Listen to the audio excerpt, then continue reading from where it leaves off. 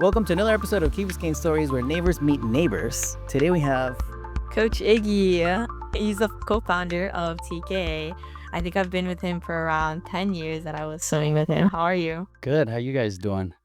excited. We're excited to learn all about Team Key Aquatics. So how did it all start? Oh man. How did it all start? Well, so I was going to FSU. That's where I went to college, Florida State, and uh, and then one summer I had decided to come back from Florida State. I was finishing up. I ended up finishing up in FIU, and I just didn't want to be at FSU anymore. I was studying criminal justice, and and I was working summers. I was working at Blimpie when Blimpie used to be under RDCA there at the square. What is Blimpie? Blimpie is a sandwich spot, like a Subway. Okay. And I was working there, and I was working at the time my stepsister's law firm in the Gables. And I remember I was doing that summers, and that was for me like, it was tough, work at Blimpie's in the morning, and then my sisters, my stepsisters in the afternoon. And when I decided to come back from FSU, I was like, I don't want to do that again. Um, and I was talking to my brother, Coach Gabby, and he told me that he taught a swim lesson at the yacht club, and that he did like a 30-minute lesson and he got like, it was fun, and he got like $40 for a private lesson. So I was like, that's a good idea. So then I came back, and I'm like, all right, I'm not doing the Blimpie thing. Working at a law firm was not fun. A lot of photocopying, a lot of paperwork. You have this idea of going into like court and like, doing that. And that wasn't the case. So that idea, scratch that. And so I did like old school. We didn't have like, social media to advertise. Well, we had a copy machine and a flyer.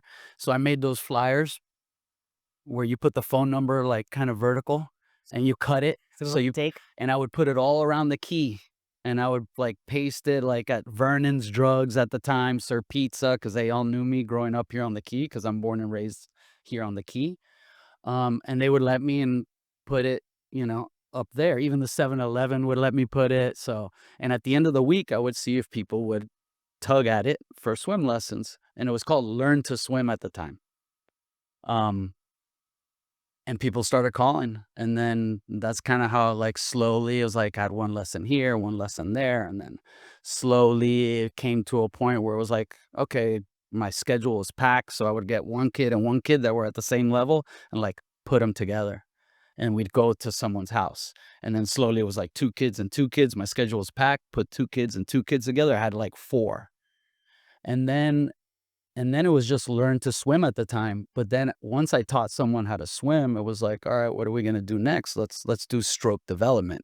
So we did stroke development, and I had some like old school swimmers of ours. One of my first was like Julian Radis, which he ended up going to college to swim, and he was a great swimmer. I remember going to his house teaching him. And then once I taught, for example, because he was one of my first competitors as a swimmer, once I taught him all the strokes, it was like, all right, what's next? It's like, oh, well, let's go try a competition. And then we went to a competition, and he did really good. He was one of the top two in the competition for all like the strokes and stuff like that. So slowly the word got out. And then before you knew it, I had like a little swim group at Key Colony. And then, because they have a 25-yard pool there. And then from there, yacht club was, I used to coach at the camps that they had there. And we brought the team to the yacht club there, which had a great little pool because it's a little bit smaller, which is great for like stroke development, and they had a deep end, which was great for diving. And we had a little team there, and we had actually a pretty solid team where we would go to competitions. Then we got recognized at competitions, and then they built the rec, which we didn't end up at the rec initially. We had to like earn our spot there. And eventually we got a little window to enter at the rec, and then it was history. So we've been at the rec ever since. And I don't even know, when that happened, like years ago, I guess. I don't know. It's been a long time. So that's how it all began. It's awesome. Yeah. And like, how did you even know how to swim? Like, what brought you into that? whole process? Well, I mean, so when you first get certified, because I had to get certified, I got my lifeguard certification, my WSI instructor certification, um, which allows you to coach or teach. If you go to like if you go to the community center, you have to have your WSI and you have to have CPR certification. So you need certain requirements to coach there. That makes sense. But back in the day, you didn't need those. It was just kind of like backyard. I had them anyway, just to say that I had them. Uh-huh. But I kind of just developed my own style, and then I studied, the sport of swimming and aquatics, and kind of like self-taught. But I also was part of an organization, which was part of like Florida Gold Coast, like USA swimming organization, where every year they have like seminars, like a weekend seminar, and they used to have it in Fort Lauderdale. So I used to attend those seminars and be surrounded by Olympic coaches that were giving off the seminars and give tips to how to help the kids coach, and how to write program for them, and what you need to do to make national level swimmers, which was my goal at the time, to make recognized swimmers not only in Florida but like on a national level. So those are the little things that I did. So self-taught, I would say, more than anything. And I wasn't a swimmer in high school. I wasn't a swimmer in college. So because of that, like, I was very determined to create great swimmers, because that would give me validation as a coach for people to want to be coached by me. So we kind of did that. So I was very proud of those accomplishments, and the swimmers trusted me to do that. Their families trusted me to do that, and that's how we kind of began on the swimming level. So did you reach your goal of national level swimmers? Yeah, like, I got to the level where, like, I feel like it was like maxed out, like, in terms of, we created some swimmers that were recognized at a young age on a national level. They were ranked like top 20 in the country for their age groups. Um, we had one swimmer, Julian Ballestas, where at the age of, and he was a beast. He's still a beast, but um, I believe at the age of 10, compared to Michael Phelps's time at the age of 10, he was like 0.01 seconds behind Michael Phelps at the equivalent age of Michael Phelps at the time.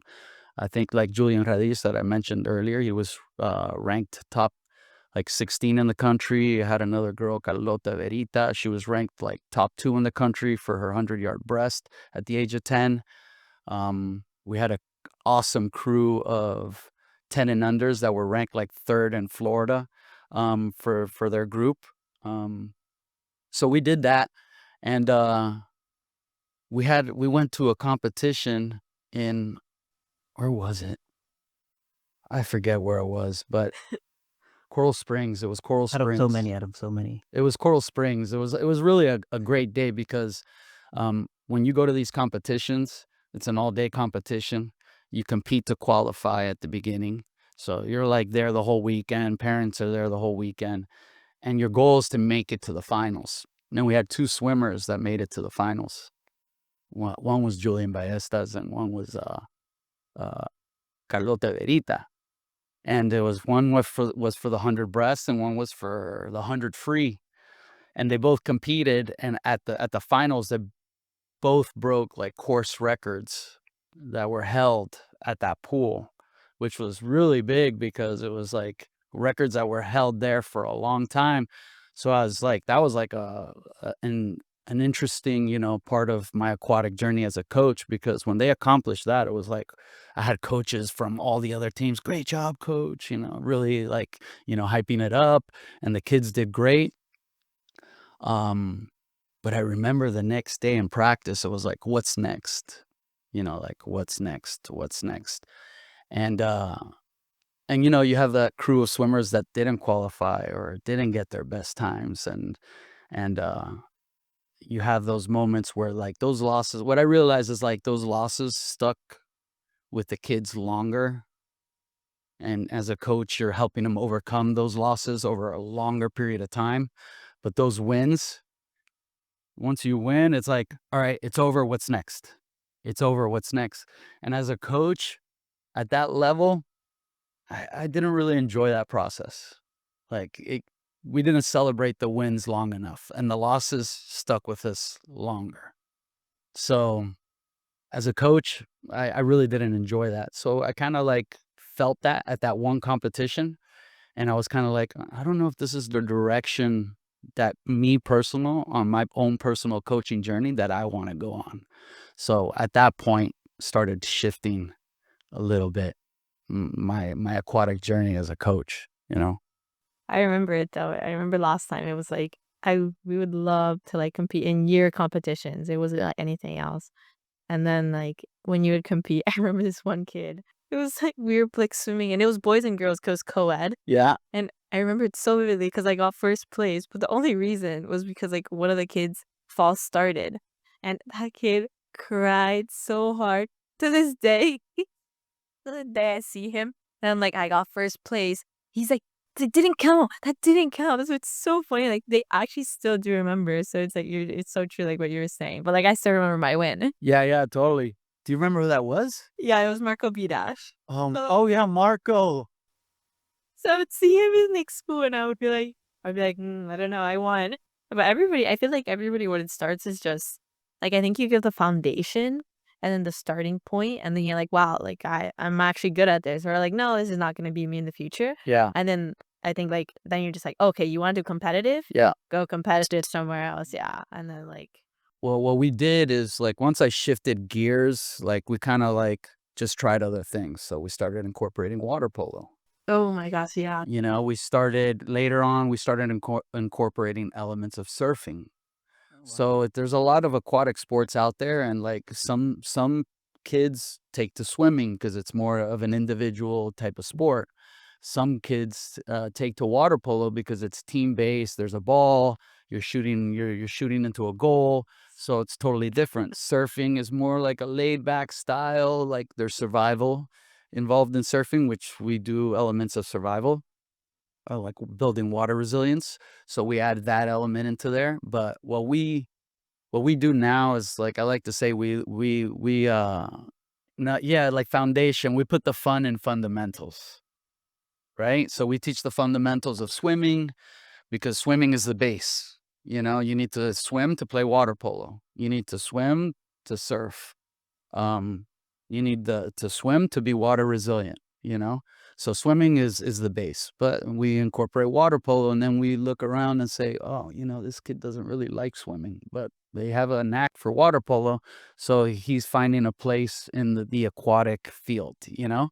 Um, and then we see some kids like enjoy like maybe the elements of surfing that we provide or underwater work, which we do there at the community center. So we kind of like, and then we'll talk to a parent. We'll be like, hey, they don't like swimming, but water polo might be their thing. So let's keep them here because our goal is to do what we did with you, Matilda, which is basically get you ready for aquatic sports in high school, to give you a place to go, to give you a place to belong, a community to be a part of, which I never had that growing up. I didn't make because I was a baseball player. I didn't make my baseball team for Columbus, which is where I went to for high school.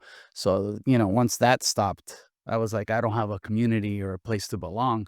So I wanted to kind of provide that for the kids once they leave our pool deck, to be a part of something beyond our pool deck. Because once you finish with us, I don't like to say finish, but like graduated from us, you went to go swim, I believe, To go swim competitive, yeah. Yeah. And Maybe so, man. I'm sure you did great. I'm sure you provided value to your team. I'm sure the coaches loved you because we loved you on our pool deck. You were awesome.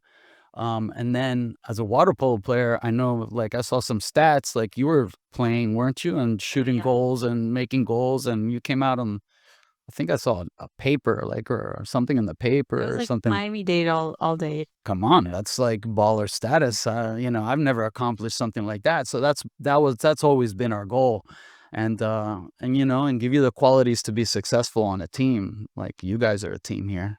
Like, I see you working here, and what you're being successful, and you're providing value here, and so that's always been our goal. Um so yeah. I could go on forever, guys. No, let's It's do it. like the story. My story is like we've shifted gears with Team Key Aquatics and what we do there at the community center so much. Like it hasn't been the same. It's always shifting. It's always shifting. You know. Yeah. Yeah. I remember like 50% or like no 80% of the people in Mass right now are just from TK. Yeah. Doing water polo and doing swimming. We love that, and we love to like, luckily through social. Like if it wasn't for social media, I wouldn't even know your story, But luckily, like I get to see what you're doing with Miami Tutoring, which is amazing. I see what you do with KB Home, KB help. KB Help. I see what you're doing with KB Help. That's amazing. Like those things are great. What you're doing here, that's great, and that's what it's all about. That's why, like when I see you, I'm like, I want to hear more. That's why I came on, because really, I just want to hear about like your journey through aquatics and how you experienced TKA. Yeah. So I might have a couple questions for you if you don't mind. This is where I shift gears a little bit. Yeah, I mean, when Matilda scheduled Iggy for the interview, then I called him to give him, a little bit of how it goes, and he's like, "I just want to interview Matilda." Oh my gosh. And I was like, "Go ahead." Can I? Yeah. Can I ask you a couple questions? Okay. Because for real, like, what happens is when I hear your experience, because as a coach, I have my like perspective of what our relationship as you came up through our program, but you have your version of what went down poolside at the rec, and I have no idea what went down poolside at Mast or Miami swimming as well. So I had a few questions because it's just going to help me to be a better coach and our program to be a better program for like the future generation of the kids coming up. So I got a couple questions. Shoot away. Can I? Yes, you can. You ready? Has anybody done this on your show? No. Okay. Matilda, what was your TKA journey like? Oh my gosh. Okay. Well, I think my TK journey it first started when I don't know the lady's name, but it was right next to TKA. It was just a ley line.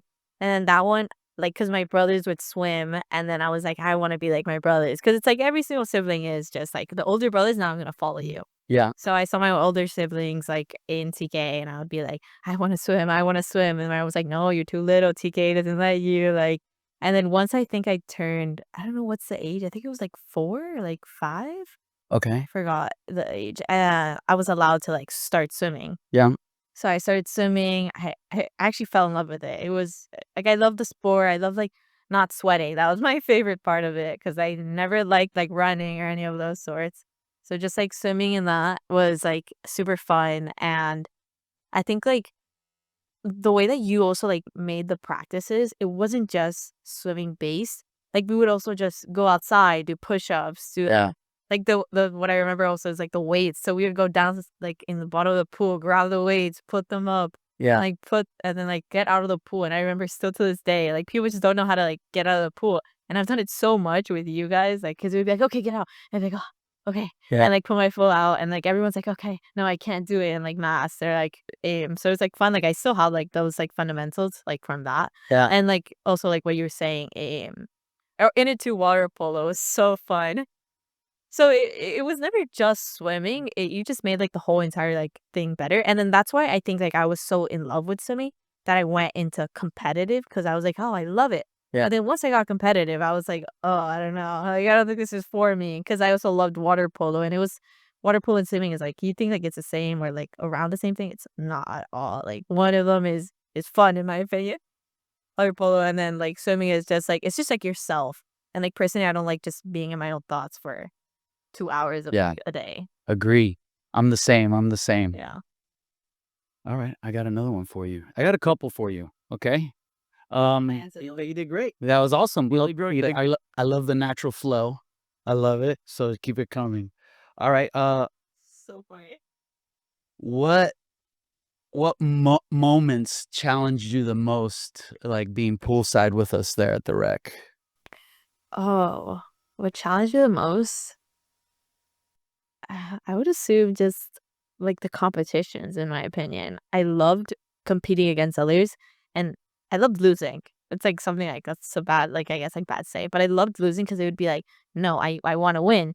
So, like, I know that you would, like, split the people as, like, slow, like, medium, and fast lane. I would always be in the fast lane, and I would try so hard to, like, get up in the front because Yeah. I would wanna be, like, number 1 because that's, like, how I am. I'm super competitive in that sort. So it's, like, losing or just not getting in the front, like, as you say, like, it could be stupid at that time, but, like, it was just, like, my goal, like, and every single time I would come home and I would, like, get on my cap. I would always just get my cap on, and I would be, like, in my house, like, with my cap on, like, looking bald, and I was like, "Come on, I need to go to TK. I need to go to TK." I Yeah. would, like, run, and, like, sometimes I remember I would bring you food, and you would get, like, an apple or something, and I would, like, eat an apple, and you'd be like, "What is that? What is that? Give it to me." And he's like, "Bye." It was so funny about, like, those, like, tiny moments, and, yeah, just, like, those challenging moments of trying to, like, get up ahead and just kick, like, harder, like, stop, not breathe that much. Yeah. Those are, like, probably, like, the hardest points, but, like, it was my favorite part. All right. Yeah. All right. I used to love when you used to bring food, man. Feed coach. It was like a group Keep coach happy. meal, and he would just grab it and eat. It was, like, I don't even know how he ate so much of it. They would purposely give me the apple, and I'm like, these guys think I'm gonna take a little bite. No, would take a monster bite, and then they'd be like, "How did you do?" Look at that, she remembers. Yeah, yeah. I remember even my friend, I think a few days ago, she, like, texted me, she, like, sent me a voice, and she goes, "I just remembered how funny it was when you're with Iggy and then you would, like, take a bite." I did something, I remember one time when I licked the whole entire apple, and I was like, "Here, do you want?" Oh, no, yeah. Ate a bites, and that's what she was laughing, like, she was like, it was, like, the one in the morning, she just, like, sent me a voice by just saying that, and Oh, that's awesome. That's so something I would do. All right. That's So, good. all right. So I got another one. All right. When you graduated from TKA and moved on to high school, middle school? what? Yeah, because nowadays, like, you could jump onto your masked team In middle in school? middle school. So now it's a little bit different. Back in the day, kids would stay with us like until like about like ninth grade. But nowadays, like, you could jump onto your mass team as a sixth grader. So we've had some kids do that. And Matilda was definitely one of those that could do that. So middle school. Um, so you left the comforts of the rec center, which is something like the kids always have to deal with initially. So what was that transition like going from the comforts of the community center to like a new pool deck with a new team and new teammates? Well, or when you went to Miami swimming or you went to Mass Academy, what was that transition like? Because we don't see that firsthand because we're always at the rec, and kids, once they leave, they don't come back for years sometimes or not at all. So here we are. I'd like to hear your take on like that transition. Um, Personally, I it's not so vivid in my memory since it was so long ago, but I know that it was just so much more different because I would assume, like I was saying before, swimming was just so fun and, like, I would, like, go outside, do some push-ups, and then, like, maybe, like, the inner tube or, like, we would always switch around. It wouldn't just be swimming. Then it's, like, once I got into competitive swimming and, like, Miami swimming, I would it was just so different. It was so hard. Like, they would go, like, the sets at, like, for swimmers. It would be like 10 100s and 130, like, go. And then, like, they would be like, okay, no, now it's gonna be on 120. So you'd be like, oh my gosh, like, I'm not even breathing. And, like, in TK, you'd be like, okay, yeah, it was hard, but it's like, it was fun. Like, you'd be like, you would then go outside and then just, like, play around in the stairs, like, jump up in the stairs or, Yeah. like those sorts. And then just swimming for, like, 2 hours in your time and then, like, just, like, being, like, exhausted. And I was like, oh my gosh, like, no, I don't think this is for me. And then, Yeah. like, that's why I was so grateful that after I was able to do, like, water polo, but I had to do swimming to do water polo. It's a must, so that's why they have the seasons like that. Yeah. But, like, going into Mass Academy, I felt, like, super prepared. Yeah. Like, I was never slow, I was never, like, the slowest person. If anything, I was, like, one of the fastest, especially for my age group, and I remember still, like, to this day, like, I got my best time of, like, 30 seconds. It was, like, 10 when I was, like, 10, 12, something like that, in my 50 free, cause like and it was like, oh, I was like, "Wow," and like, to this day, I think I have, like, the same time. I have, like, what, I don't know, so 27 seconds, 3 seconds slower, but, like, for that age, I was like, "Wow, 30 seconds is good." Yeah. Even I don't remember, like, where I did it, but I know I did it in TK, and you were like, "Wow, 30 seconds." And I was like, "Yes." So the accomplishment was so fun, and you don't get that accomplishment in, like, mass. You would swim, and it would be like, "Alright, next." Yeah. So, yeah, like, I think that was, like, my difference a lot. Okay. I mean, we would have been proud of you no matter what time you get. So you know. All right. What was some of the biggest challenges like you faced in that transition from us to them? Well, I mean, you might have answered Yeah. that already with like, the times. Was it boring for you? I mean, It was so boring. that's what I heard. I heard without you saying boring directly, but It wasn't fun in my opinion. yeah, okay. But like that's why I was like compared to like TK, and I would be like, wow, I love swimming. And then like you go and do some competitive and you're like, never mind. Like a lot of people like it. I liked it for like I think 2 years because like I love that adrenaline, just like competing and like being slower. Like I was like, you're not faster there. Those people are torpedoes.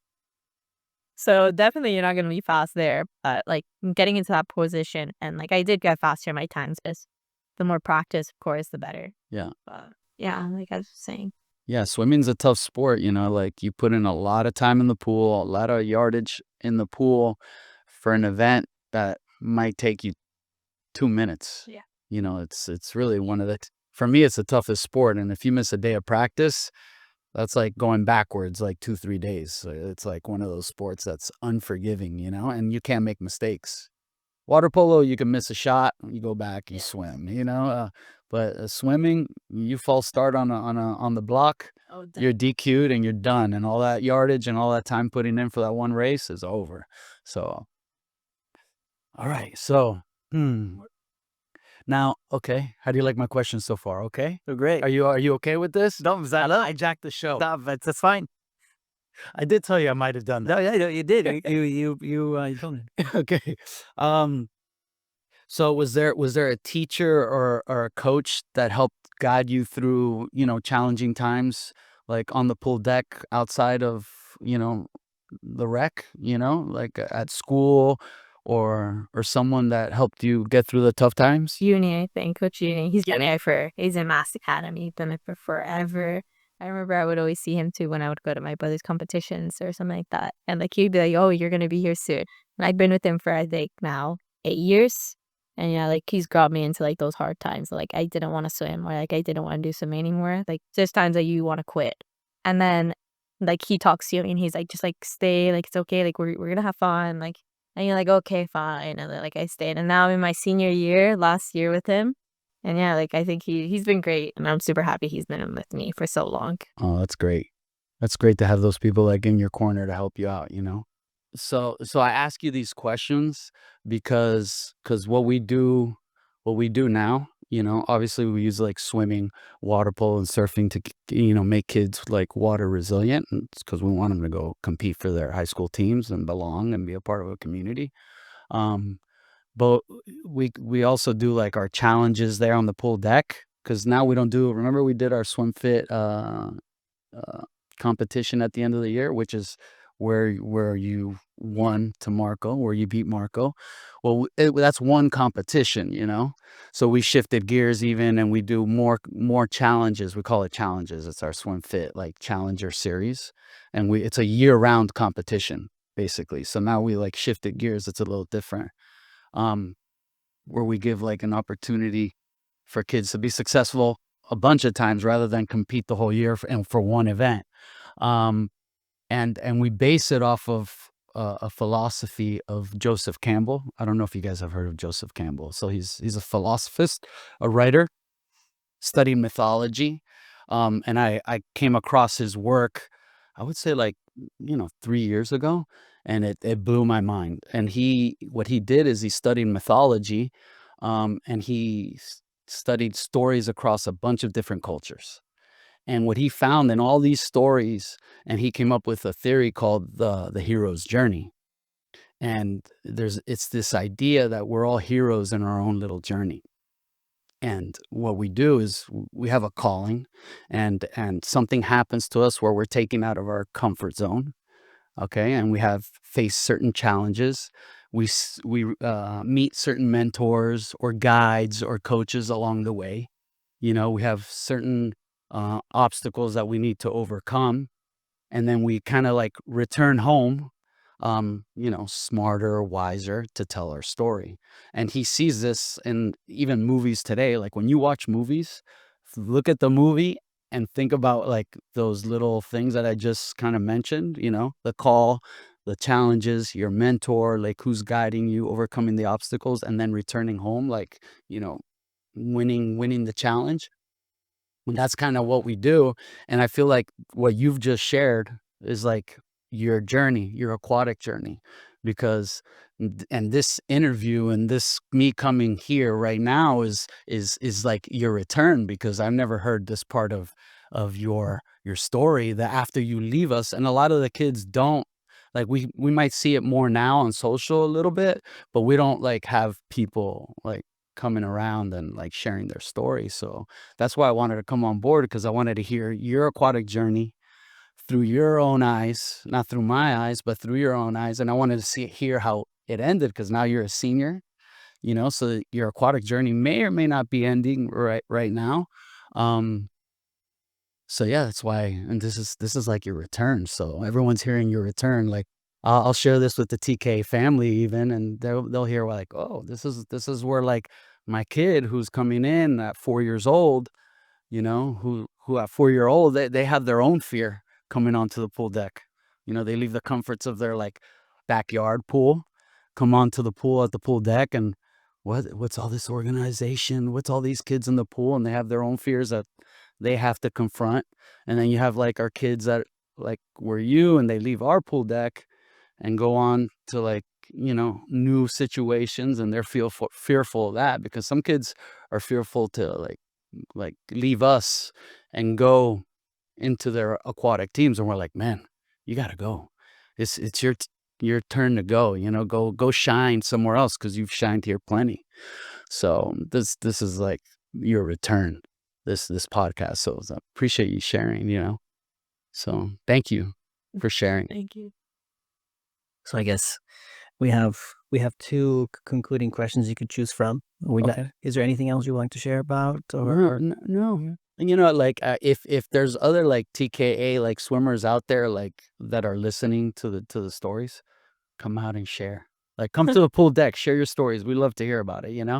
We'd love to hear how your aquatic journey ended, or But I feel like you do end off good, because in the end of it right now, like I've been captain 2 years for my swimming and water polo team. So it's like you do show up, and you can be like a role model in that sense after you end PK. Yeah, I mean, and look, you're going on to this new journey. Like you're gonna go to college. You have this whole new start coming around, and I just like a lot of the kids. Like, and I've had people come back, and it's like, if you ever need anything, just someone to like talk to about anything, come back. Like we've known each other forever. And we have history. So if you need future guidance on anything that comes up, like feel free to come back on the pool deck, share your story, jump in the pool. You know what I mean? Like you're Kids. yeah, you're always have a home there. You know what I mean? So some kids are like, oh, we never came back, and they're shy to come back, and be like, I will never hold it against you for never coming. Like you're always welcome home, and like open arms, on the pool deck after kids come back. We love to hear everyone's like return um uh, when they come home, so And what is your favorite thing about the Key? my favorite thing about the Key is like the community. I would say the community, the family feeling you get being around the Key. Even like I was at the yacht club this past Friday, and I'm walking the docks. I hadn't been at the yacht club where we first began back in the day, and I was walking around, and some kid is just like, he's on that like the cannon that they have there at the yacht club, and he's sitting on the cannon, and you know what he says to me? He says, "Hi, Coach Gabby's brother."